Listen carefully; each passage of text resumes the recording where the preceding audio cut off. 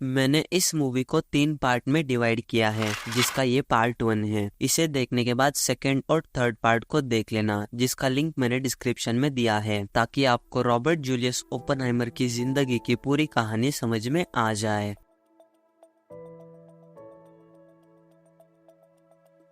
Christopher Nolan ने अपनी 12वीं फिल्म ओपेनहाइमर को रिलीज किया। नोलन अपने फिल्मों को मेटाफिजिक्स का टच देने के लिए जाने जाते हैं। उन्होंने इस बार बायोग्राफिकल फिल्म बनाई, जिसने बहुत सारे रिकॉर्ड बनाए। ये मूवी नोलन की बाकी मूवी की तरह समझना आसान नहीं है। आखिर क्या है इस मूवी में जो इसे बहुत रोचक और साथ ही समझने के लिए बहुत मुश्किल बनाता है? आखिर नोलन ने इस मूवी को क्यों बनाया और क्या सच्चाई है ओपेनहाइमर द्वारा कहे गए भगवद गीता के श्लोक? Now I am become death, the destroyer of worlds. I suppose we all thought that, one way or another.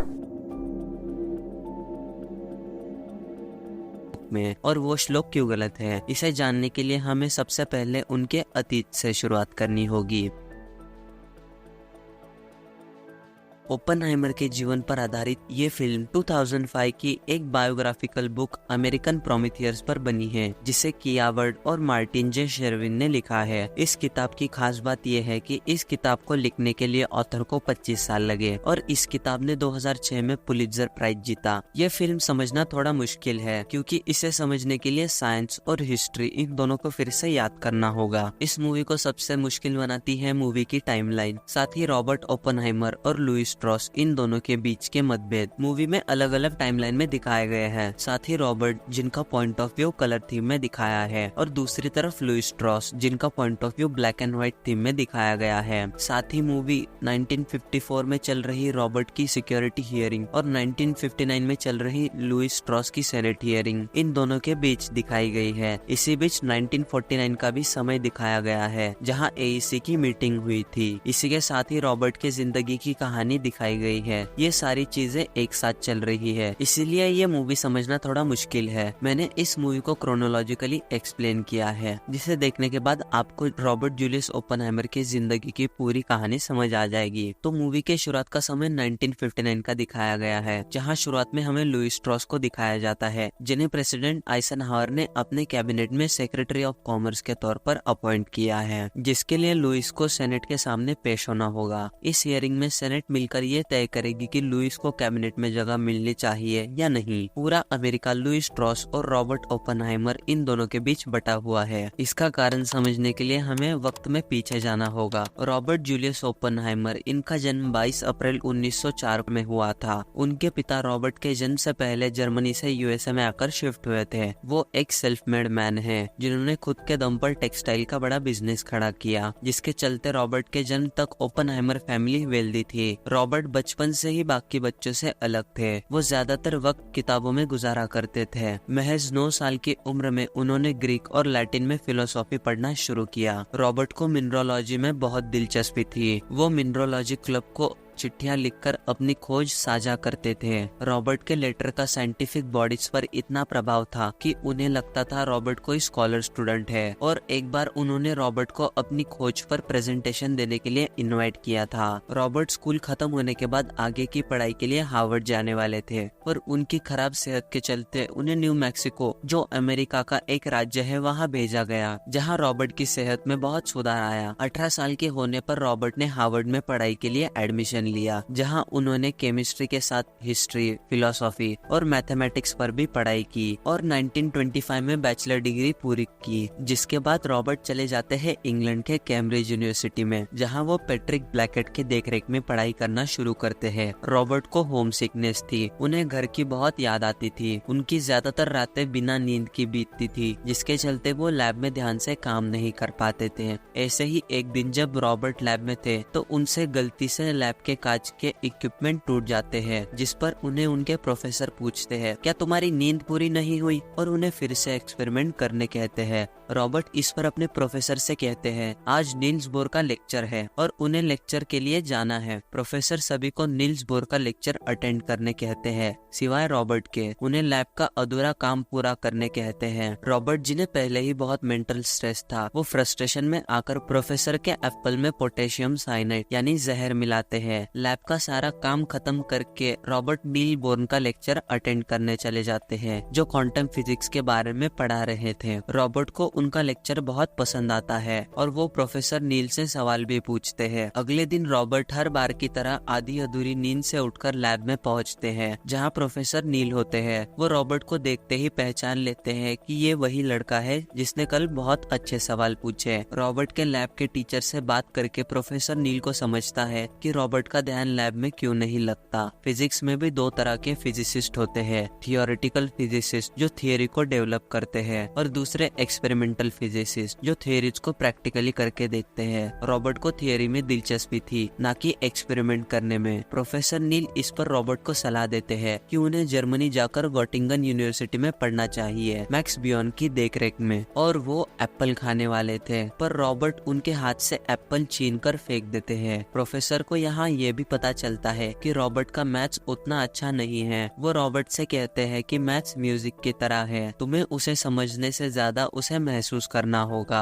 Robert ने अपने प्रोफेसर को जहर देकर मारने की कोशिश की, जिसके चलते उन्हें कैम्ब्रिज से निकाल दिया जाता है। जिसके बाद रॉबर्ट चले जाते हैं जर्मनी, जहाँ वो गोटिंगन यूनिवर्सिटी में जाकर मैक्स बियॉन की देखरेख में प्रोफेसर नील की सलाह अनुसार पढ़ना शुरू करते हैं, जहाँ वो मैथ्स को महसूस कर पाते हैं, थियरीज को समझ पाते हैं और वहाँ दुनिया के अलग अलग फिजिसिस्ट से वो मिलते हैं। गोटिंगन में पढ़ाई खत्म करने के बाद रॉबर्ट हॉलैंड चले जाते हैं, जहाँ वो पहली बार इसाडोर रॉबी से मिलते हैं, जो एक अमेरिकन फिजिसिस्ट है। इसाडोर का रॉबर्ट को लेकर शुरुआती नजरिया उतना अच्छा नहीं था। अमेरिका में उस वक्त फिजिक्स पर उतनी डेवलपमेंट नहीं हुई थी और हॉलैंड में एक अमेरिकन फिजिसिस्ट मॉडर्न साइंस पर लेक्चर देने वाला है। जल्द ही इसाडोर की सारी गलतफहमी दूर हो जाती है जब रॉबर्ट लेक्चर डच में देते हैं। रात में जब रॉबर्ट ट्रेन से जूरिच जा रहे होते हैं, तब उनसे मिलने इसाडोर आते हैं। वो रॉबर्ट को खाने के लिए फ्रूट देते हैं, जिसे रॉबर्ट मना कर देते हैं। दोनों एक दूसरे को अपना इंट्रोडक्शन देते हैं। इसाडोर रॉबर्ट से कहते हैं, आज मैंने आपका मॉलिक्यूल का लेक्चर सुना, आप तो न्यूयॉर्क के जूइश हैं, तो आपको इतनी अच्छी डच कैसे आती है? रॉबर्ट कहते हैं कि मुझे यहाँ एक सेमेस्टर मिला है, तो मुझे लगा डच सीखने में कोई एतराज ही नहीं। इसाडोर को यकीन नहीं होता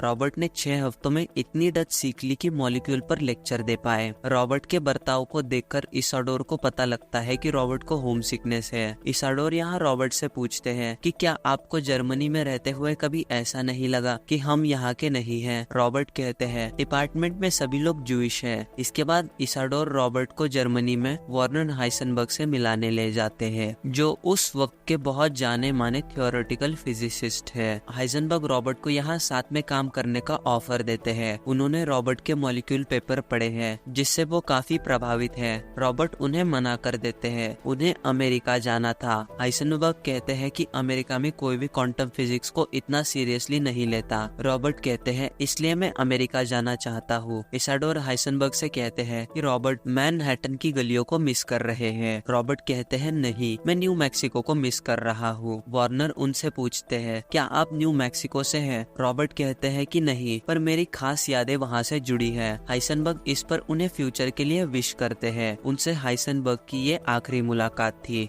रॉबर्ट 25 साल की उम्र में अपनी पीएचडी पूरी करके 1928 में अमेरिका आ जाते हैं। इस वक्त तक अमेरिका में फिजिक्स पर लोगों की काफी दिलचस्पी थी। यहाँ रॉबर्ट कुछ महीनों के लिए हार्वर्ड में काम करते हैं, पर बाद में वो अमेरिका के वेस्ट कोस्ट पर चले जाते हैं, जहाँ वो कैलिफोर्निया राज्य के 2 बड़ी यूनिवर्सिटी यानी यूनिवर्सिटी ऑफ कैलिफोर्निया बर्कली, जो सैन फ्रांसिस्को के पास है, और दूसरी कैलिफोर्निया इंस्टीट्यूट ऑफ टेक्नोलॉजी, जिसे अक्सर कैलटेक यूनिवर्सिटी के नाम से भी जाना जाता है। इन दोनों यूनिवर्सिटी में बतौर प्रोफेसर पोस्टिंग पर वो लग जाते हैं। वो सबसे पहले जाकर अपनी क्लासरूम देखते हैं और बाद में जाकर डॉक्टर लॉरेंस से मिलते हैं, जो उस वक्त इलेक्ट्रॉनिक को एक्सेलरेट करने वाली मशीन पर काम कर रहे होते हैं। लॉरेंस को रॉबर्ट से पता चलता है कि रॉबर्ट का थोड़ी देर में लेक्चर है। इस पर लॉरेंस को काफी हैरानी होती है। रॉबर्ट उन्हें बताते हैं कि वो यहाँ जो सिखाने वाले हैं वो किसी ने सपने में भी नहीं सोचा होगा। लॉरेंस इस पर उन्हें कहते हैं कि आप जो भी कर रहे हो सोच समझ के करना। जल्दी रॉबर्ट का लेक्चर शुरू होता है। उनके लेक्चर को अटेंड करने रोसी लॉमिनोज आते हैं, जो इकलौते स्टूडेंट हैं। जब वो क्लासरूम में आते हैं तो यहाँ वो किसी को ना पाकर जाने लगते हैं। उन्हें लगता है कि लेक्चर खत्म हो गया है, पर रॉबर्ट उन्हें रोकते हैं और यहाँ से रॉबर्ट के टीचिंग की शुरुआत होती है। उनके चीजों को आसानी से सिखाने के तरीके की वजह से उनकी क्लास जल्द ही भर जाती है। मजेदार बात यह है कि रॉबर्ट लेक्चर लेते वक्त इतने खो जाते थे कि उनके लेक्चर कई घंटों तक चलते थे, जिसकी वजह से स्टूडेंट ने उनका लेक्चर अटेंड करना तक छोड़ दिया। इसके बाद उन्हें टीचिंग की ट्रेनिंग लेनी पड़ी थी। रॉबर्ट बहुत खुले मन के शख्स थे। वो अपनी सोच को बिना किसी के दबाव में आए सबके सामने रखते थे। लॉरेंस ये बात नोटिस करते हैं जब रॉबर्ट स्पेनिश सिविल वॉर के मुद्दे को क्लास के बोर्ड पर लिखते हैं। लॉरेंस उन्हें समझाने की कोशिश करते हैं कि लैब के अंदर ये सब नहीं करना चाहिए। शाम को जब रॉबर्ट अपने मकान मालिक के घर पर जा रहे थे तो वो कुछ लोगों को गाड़ी के नंबर प्लेट नोट करते हुए देखते हैं, पर उसे वो नजरअंदाज करते हैं। वो लोग FBI से होते हैं। रॉबर्ट यहाँ अपने भाई फ्रैंक और उसकी मंगेतर जैकी से मिलते हैं। अंदर कम्युनिस्ट लोगों की पार्टी चल रही होती है और यहाँ उनकी मुलाकात डॉक्टर हैकोन शिवालिये से होती है, जो कैलटेक यूनिवर्सिटी में ही फ्रेंच पढ़ाते हैं। शिवालिये रॉबर्ट को यहाँ देखकर काफी हैरान थे। वो रॉबर्ट से पूछते हैं कि तुमने पार्टी कब से ज्वाइन की। इस पर रॉबर्ट कहते हैं कि मैं पार्टी मेंबर नहीं हूँ। और यहाँ हमें ये भी पता चलता है कि फ्रैंक और जैकी पार्टी ज्वाइन करने वाले हैं। शिवालिये रॉबर्ट से कहते हैं, अगर तुम स्पेनिश सिविल वॉर में पैसे भेजना चाहते हो तो कम्युनिस्ट पार्टी के जरिए भेजना। यहाँ रॉबर्ट और जीन टैटलॉक की मुलाकात होती है, जहाँ जीन को पता चलता है कि रॉबर्ट कम्युनिस्ट नहीं है, पर रॉबर्ट उसे बताते हैं कि उन्होंने दास कैपिटल की कम्युनिज्म के ऊपर तीनों किताबें पढ़ी है। इसका मतलब रॉबर्ट को इस पार्टी में कम्युनिज्म के बारे में सबसे ज्यादा जानकारी है। रॉबर्ट के सोचने का तरीका और उनकी स्मार्टनेस से जीन बहुत इम्प्रेस होती है और दोनों यहाँ पर साथ में रात बिताते हैं, जहाँ जीन रॉबर्ट को भगवद गीता के बारे में पूछती है। रॉबर्ट उसे भगवद गीता के श्लोक सुनाते हैं। रॉबर्ट की मेंटल हेल्थ दिन ब दिन खराब हो रही थी, इसलिए उन्होंने अपने साइकेट्रिक से सलाह लेना शुरू किया और साथ ही इसी के दौरान उनको भगवद गीता के बारे में पता चला। भगवद गीता ने रॉबर्ट की जिंदगी को बदल दिया था। अगले सीन में हम लॉरेंस, रॉबर्ट और फ्रैंक को न्यू मैक्सिको में देख पाते हैं, जहाँ वो लोग सितारे देखने लगते हैं। रॉबर्ट और फ्रैंक यहाँ बातें करते हैं। रॉबर्ट फ्रैंक के जैकी के साथ कम्युनिस्ट पार्टी ज्वाइन करने के डिसीजन से खुश नहीं थे, पर रॉबर्ट अंत में फ्रैंक से यही कहते हैं कि तुम खुश हो तो मैं खुश हूँ। बाद में तीनों तारे देखने बाहर आते हैं, जहाँ रॉबर्ट लॉरेंस को ब्लैक होल की थ्योरी बताते हैं, कैसे ब्लैक होल काम करते हैं। रॉबर्ट यहाँ लॉरेंस से कहते हैं, न्यू मैक्सिको और फिजिक्स इन दोनों को साथ लाना मेरा सपना है। अगर उन्होंने ऐसा कर दिया तो उनकी जिंदगी परफेक्ट होगी। बाद में ये तीनों लौट आते हैं। अब तक रॉबर्ट और जीन साथ हैं, जहाँ इन दोनों के बीच बहुत अलग रिश्ता था। एक दिन जब रॉबर्ट जीन के साथ घूम रहे थे, तब वो देखते हैं कि एल्वरेज कहीं भाग रहा है और वो रॉबर्ट के नाम से चिल्ला रहा है। रॉबर्ट जब इसकी वजह पूछते हैं तो उन्हें पता चलता है कि हान और स्ट्रॉसमैन ने जर्मनी में यूरेनियम के एटम को स्प्लिट करने में कामयाबी हासिल की है। ये इतिहास में पहली बार हुआ है, जो थियोरेटिकली नामुमकिन है, पर उन्होंने न्यूक्लियर फिशन की मदद से ये कर दिखाया। रॉबर्ट को इस बात पर यकीन नहीं होता, इसलिए वो फिर से कैलकुलेशन करते। एल्वरेज उन्हें बताते हैं कि वो एटम को स्प्लिट करने की कोशिश करेंगे, जैसे जर्मनी में किया गया था। रॉबर्ट कैलकुलेशन करके इस नतीजे पर पहुंचते हैं कि ऐसा कर पाना नामुमकिन है,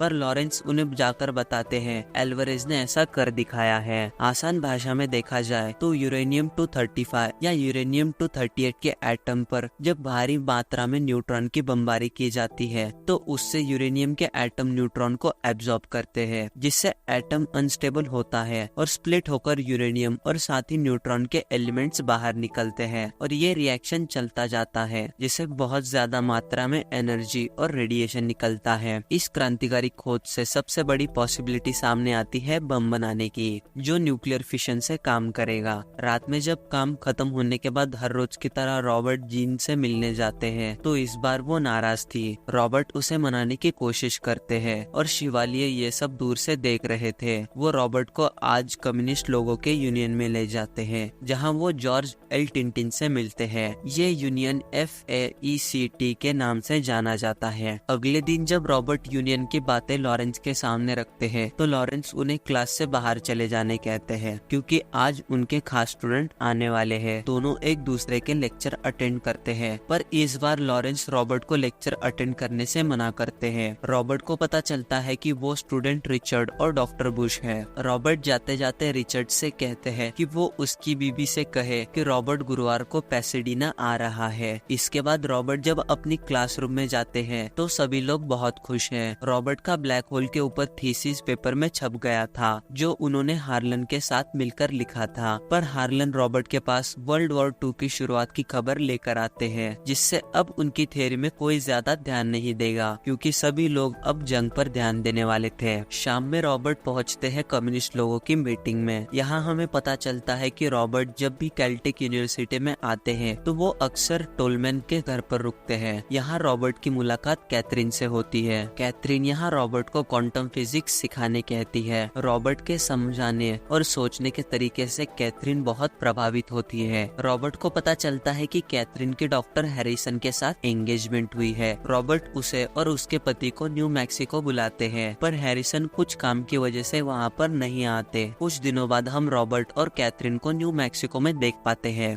लॉस एलमोस की पहाड़ियों पर रॉबर्ट कैथरीन को हैरिसन से एंगेजमेंट करने की वजह पूछते हैं। कैथरीन कहती है कि वो परेशान थी और हैरिसन ने उन्हें सहारा दिया। रॉबर्ट उससे परेशानी का कारण पूछते हैं। कैथरीन उन्हें बताती है कि 28 की उम्र में उनके पति की मौत हुई थी। वो ओहायो में यूनियन ऑर्गेनाइजर था। उसे कैथरीन से प्यार हुआ था और उसी के चलते उन्होंने शादी की। शादी के बाद कैथरीन ने अगले 4 साल न्यूज़पेपर बेचकर बिताए। कैथरीन जब 36 साल की थी तब उसके पति ने स्पेनिश सिविल वॉर के चलते फांसीवादी लोगों के खिलाफ स्पेन में लड़ाई का हिस्सा बन गए, पर इस जंग में वो मारे गए। कैथरीन के संघर्ष भरे अतीत और उसके स्वभाव से रॉबर्ट को कैथरीन से लगाव हो जाता है और दोनों बाकी छुट्टियां साथ में बिताते हैं। कुछ दिनों बाद रॉबर्ट जीन से मिलने जाते हैं। रॉबर्ट उसे बताते हैं कि वो और कैथरीन शादी करने वाले हैं। कैथरीन रॉबर्ट के बच्चे की माँ बनने वाली है। हैरिसन और कैथरीन डिवोर्स लेने वाले हैं। जीन को बहुत बुरा लगता है, पर वो रॉबर्ट के इस फैसले को मान जाती है। रॉबर्ट के पिता की 1937 में मौत हुई थी। तब उनके पिता ने उनके और फ्रैंक के लिए लगभग $4 लाख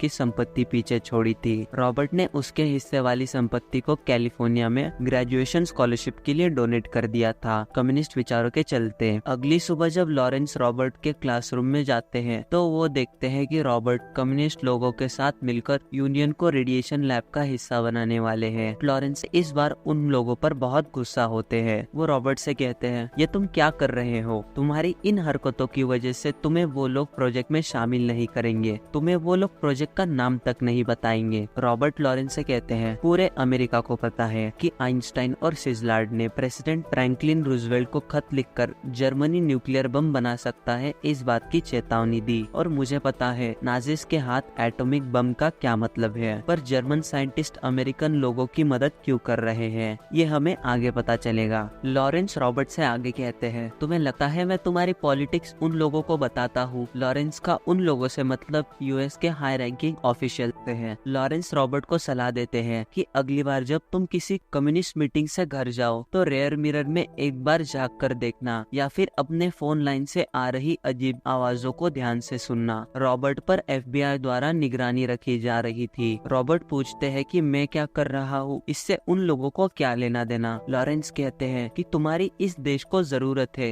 रॉबर्ट लॉरेंस की बात समझ जाते हैं और यूनियन को बंद करने पर राजी हो जाते हैं। साथ ही वो कम्युनिस्ट पार्टी की मीटिंग में जाना छोड़ देते हैं। रात को जब रॉबर्ट ये खबर देने घर पहुंचते हैं तो वो देखते हैं कि कैथरीन रॉबर्ट से बहुत नाराज है और साथ ही रॉबर्ट का बच्चा रो रहा है। कैथरीन इस बच्चे के लिए पूरी तरीके से तैयार नहीं थी। रॉबर्ट अपने बच्चे को लेकर शिवालिया के घर जाते हैं और उन्हें कुछ दिन तक अपने बच्चे को वहाँ रखने कहते हैं, जब तक रॉबर्ट और कैथरीन के बीच सब कुछ ठीक नहीं हो जाता।